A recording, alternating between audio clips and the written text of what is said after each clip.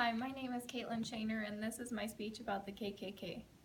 They rob, they murder, they intimidate, yet no man, white or black, dares to denounce them, according to they call themselves the KKK.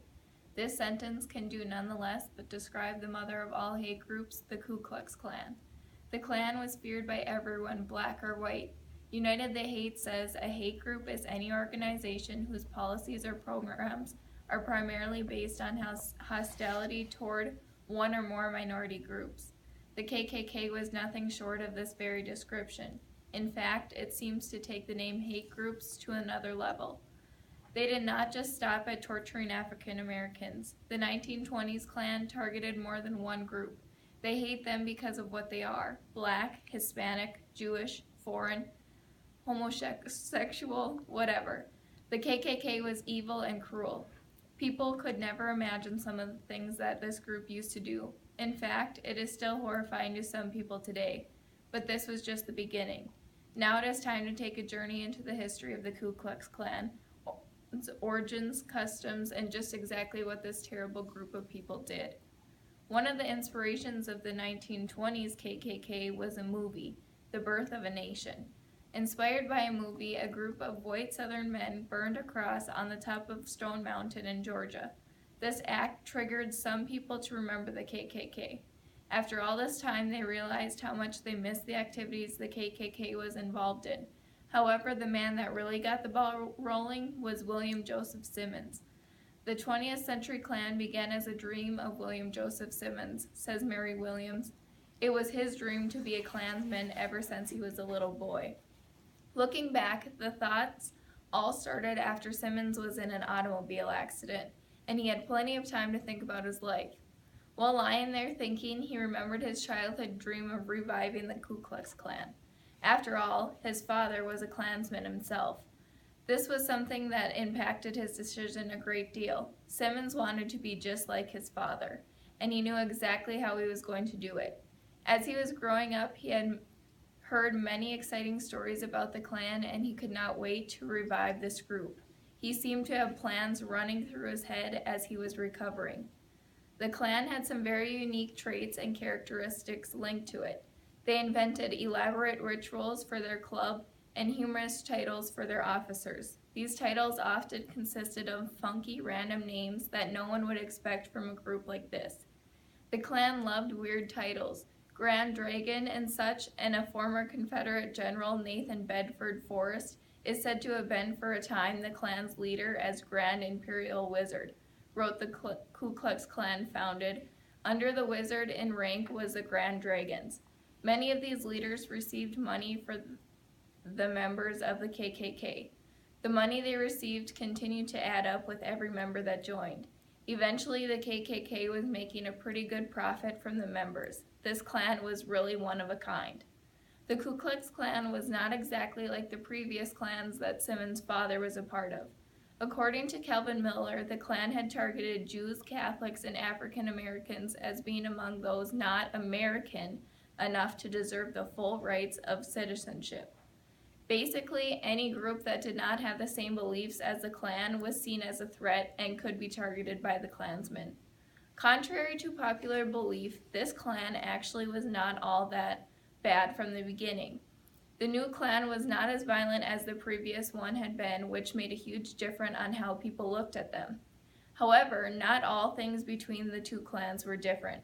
Both Klans targeted African Americans and more or less had the same wardrobes, which probably could take first and best dressed. The goal of the Klan's wardrobe was to be as intimidating as possible and to make sure no one could recognize the person's identity. Many times they would try to trick their targets into believing they were ghosts. Some of the members just wore the wardrobes to scare their targets and get a good laugh out of it. Maybe this was just one of the fear tactics they used to torture their victims. Oftentimes, the Klan would supervise the blacks' houses and make noise to scare them so they would not escape. Many stories have been told about the way the Klan would just show up and humiliate their victims. This was only the beginning of the scare tactics and that the Klan used on their victims. Some people think that scaring their victims was cruel, but it was nowhere near the cruelty of lynching. Lynching means killing without first holding a trial as punishment for an alleged offense. Most of the time, the Klan would perform these killings where no one was around, like off quiet roads or in the country. However, there has been times when they were public events. There are many ways a lynching can be performed. People can be burned, hanged, or otherwise murdered in some indecent fashion. No white authorities attempted to stop these lynchings, for they knew that they would face major consequences.